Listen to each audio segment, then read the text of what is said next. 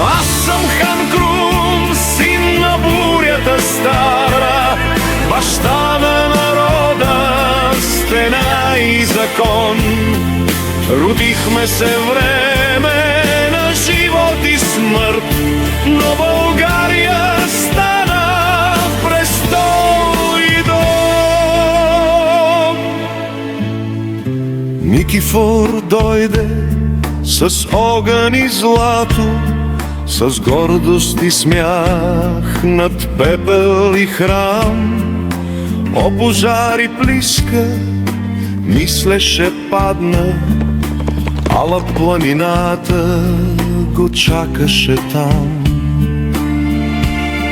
Във Върбишки проход мълчеше нощта, като звяр се сви моята вярна войска.